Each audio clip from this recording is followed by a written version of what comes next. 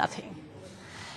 Well, moving on to our other big guest of this evening, I'm joined now by a woman who has seen unimaginable grief when her husband, top police officer Ashok Kamte, died. He was killed by alleged terrorist Qasab, along with two other senior police officers, the head of the anti-terrorism squad in Mumbai, and Vijay Salaskar, all three top cops in the same car. She's spoken out today and she joins me live from Pune. Vinita Kamte, you've said that you've carried out your own investigation into what happened that fateful night of 26/11 when your husband died. Why did you feel the need to come and speak out now about what you feel is being misrepresented? Actually, I was disturbed by the manner in which it was projected that they acted impulsively. And there were a lot of politicians who came home and kept telling me, that they went in haste, they were not prepared. And it was very disturbing because every time I had to tell them that my husband was always carried an AK-47, he always went prepared, and I knew Mr. Karkare also was, a person who wouldn't have taken an hasty action like this. So I wanted to know for myself and for my satisfaction as to what transpired before they got into the vehicle.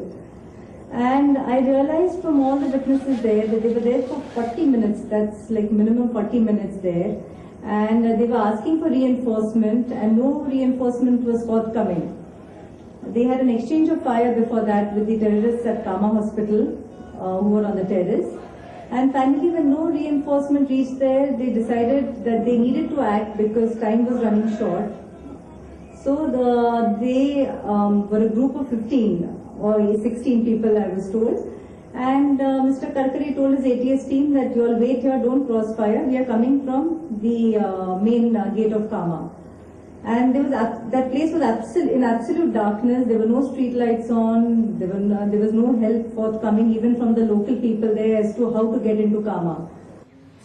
So details there, Ms. Kamte, you're saying of how these three top cops, they were there just with 15 policemen, that no reinforcements there for at least 40 minutes. Also, what you found importantly is that you said that perhaps the life could have been saved of one of them. What really do you know about this? I was told by the witnesses that he was alive for quite some time. He was asking for water, and two vehicles passed from there, and none of them stopped to even help these officers. And the help came very, very late because from what I gathered, Mr. Salaskar was alive for almost 8 minutes till he reached the hospital. So, I mean, I think he had a good chance of making through. I mean, I can imagine how difficult it must have been for you to carry out what was this personal investigation. What you see is should be a vindication of your husband's reputation. Have you actually been in touch? Have you spoken to the families, the widows also of Mr. Salaskar and Mr. Karkare? Well, I live in Pune, so we meet. I have been to Bombay on 2-3 occasions where I have met them. But after I found out all this, I haven't had a chance to meet them.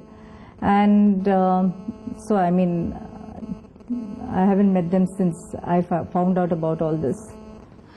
How difficult has it been for you personally to investigate all this yourself in the midst of your grief, really taking on the system, as it were? Well, I knew I had to be strong to find out about this, and I was facing, I just had to be strong to find out the truth. And I wasn't going to go and meet the investigating authorities till I had my facts correct, because I was not going to take every word of what they said. So I wanted to find out the truth also myself, and then I went to them asking them to give their clarification. What would you actually like to see happen now? Do you feel that after 26/11, in which your husband sacrificed his life, do you feel that the lessons have actually sunk in? I really don't know, Sonia. I really don't know. I was just doing my fact finding, and I really don't know whether they have understood what you put me through. I really don't know. I don't know. I mean, I made them give a clarification, but the clarification also was not in totality, which is fine, but at least, Mrs. Kamte, thank you so much for joining us. I can empathize how difficult it's been for you. Thank you for speaking to us tonight. And hopefully your version of events is what viewers will now listen to and, of course, believe, because it's really somebody who has no vested interest but of finding out the truth of what happened on the night her husband died. Thank you for joining us.